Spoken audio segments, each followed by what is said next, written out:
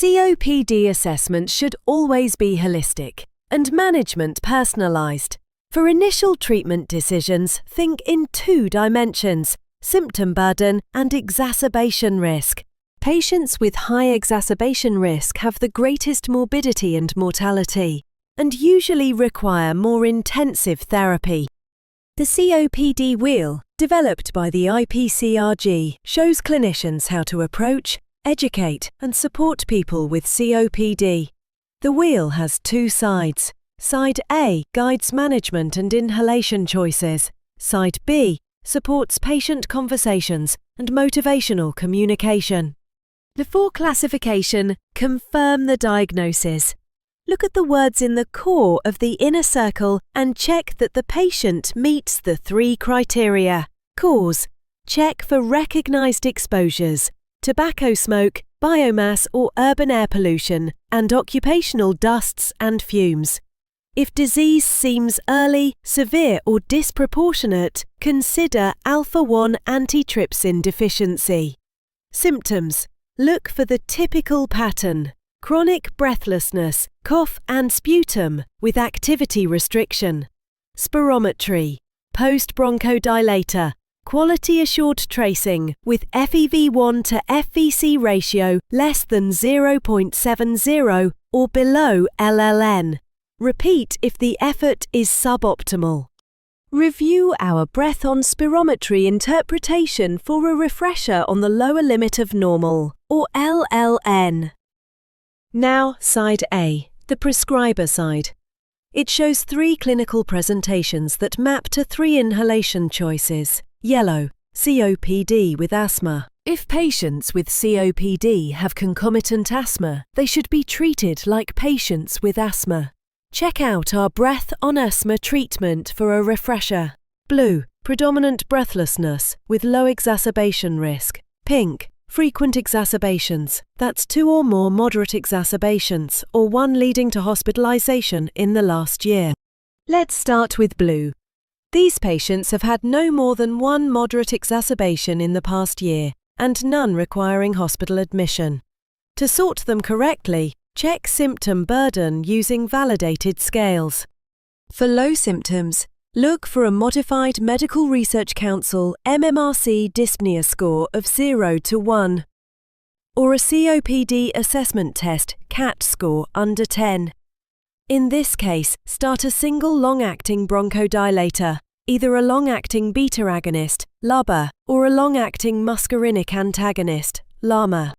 For high symptoms, defined as MMRC 2 or more, or CAT 10 or higher, go straight to dual bronchodilation with a long-acting beta agonist, plus a long-acting muscarinic antagonist. Tip for practice: always check inhaler technique and adherence, and review in 4 to 12 weeks before stepping up treatment. Now, pink, that is people with 2 or more moderate exacerbations, or one leading to hospitalization in the last year.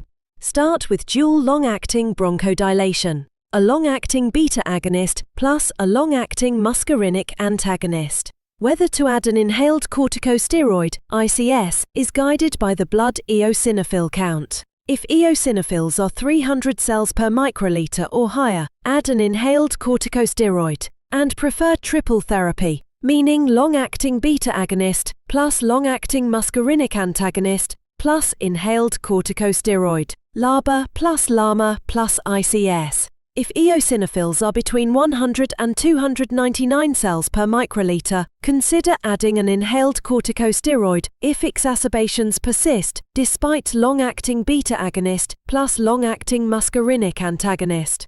If eosinophils are below 100 cells per microliter, an inhaled corticosteroid is not favored because the benefit is unlikely. Whether prescribing dual or triple therapy, remember that using a single inhaler can be more convenient and effective than separate ones. It also helps improve adherence to treatment. Safety notes: avoid or de-escalate inhaled corticosteroids in people with recurrent pneumonia, and use caution in those with a history of mycobacterial infection. When an inhaled corticosteroid is indicated, Triple therapy is preferred over long-acting beta-agonist plus inhaled corticosteroid. Inhaled corticosteroid monotherapy is not appropriate in COPD unless there is coexisting asthma. The outer circle of the wheel includes non-pharmacological treatments. Look at all of these options and think about what is most suitable for your patient in your local context. Every patient with COPD benefits from smoking cessation, if they smoke or have smoked, vaccinations, as per local policy, pulmonary rehabilitation, self-management education, including the action plan, regular physical activity, and comorbidity care. Side B of the COPD wheel supports patient understanding and adherence. It prompts brief conversations in 5 areas: identity, timeline, cause, cure or treatment, and consequences. These conversations help patients make sense of their condition and why treatment matters. Finally, remember the WHO recommended OARS approach: open questions, affirmations, reflective listening, and summary. These simple communication skills build rapport and improve treatment adherence for people living with COPD.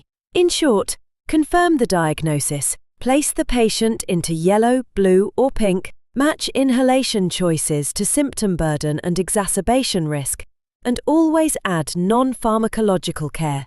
Then use Side B to engage patients and support long-term outcomes. Now, time to solve a short quiz to reinforce your learning. A set of selected IPCRG resources will be available for you at the end of this breath.